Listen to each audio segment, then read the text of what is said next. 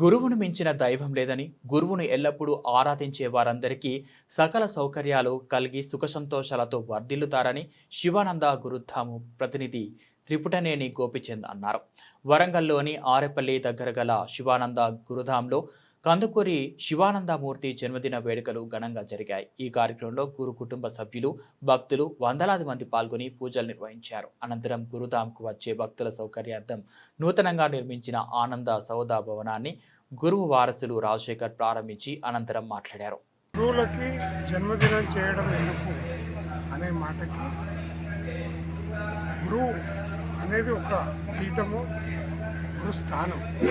పరమ గురువు స్థానంలో దేవతల టెంపుల్స్లలో మనం దేవతార్చన ఎలాగో అందరి దేవతల అనుగ్రహం కోసం అన్ని దేవాలయాలు తిరగనక్కర్లేదు.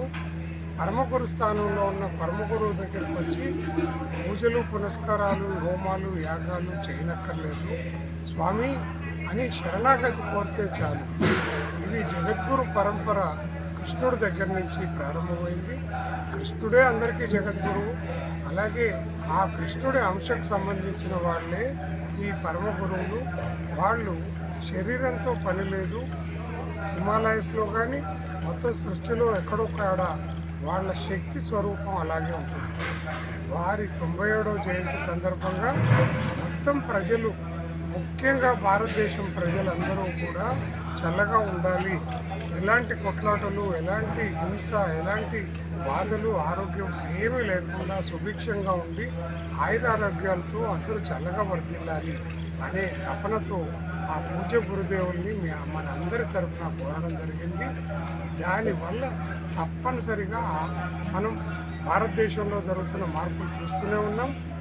ప్రపంచానికే తలమానికగా కొనసాగడానికి ఇలాంటి మహానుభావులు, మహర్షుల యొక్క పుణ్యఫలం, వారి యొక్క ఆశీస్సులే మనకు కారణం.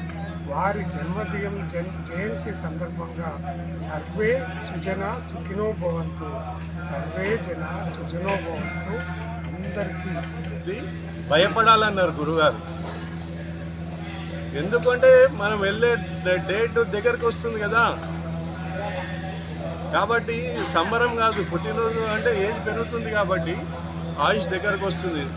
సత్కార్యక్రమాలు చేయండి, మంచి పనులు చేయండి, పుట్టినరోజు రోజు మంచి పనులు చేయండి, జ్ఞానం కావాలని కోరుకోండి, ముక్తి కావాలని కోరుకోండి, అవన్నీ చెప్పారు. కాబట్టి ఇక్కడ వరంగల్లో ప్రతి నిత్యము రుద్రహోమము, ప్రతిరోజు ఏ పూజ జరిగినా కూడా భారతదేశం మొత్తం క్షేమంగా ఉండాలి, భారతదేశం మొత్తం శాంతిగా ఉండాలి. ఏ ప్రపంచంలో ఏ దేశం కూడా మన మీదకి యుద్ధానికి రావద్దు. ఏ దేశాన్ని మనం నాశనం చేయడానికి దుష్ట శక్తులు చాలా ఉన్నాయి, కానీ భారతదేశం ఒక గురుస్థానంలో ఉన్నది. ఏ దేశంలో ఇంత వివేకం లేదు, విజ్ఞానం లేదు. ఒక భారతదేశంలోనే విజ్ఞానము, వివేకం అన్నీ ఉన్నాయి. కాబట్టి ఇది ఒక గురుస్థానం. ప్రతి నిత్యము, ప్రతిరోజు, ప్రతి అభిషేకము, ప్రతి హోమము కూడా భారతదేశానికి అంకితం చేస్తున్నాం. మేము మా గురించి కాదు పూజ చేసుకున్నది, దేశ క్షేమంలోనే మన క్షేమం ఉందని చెప్పారు గురుగారు.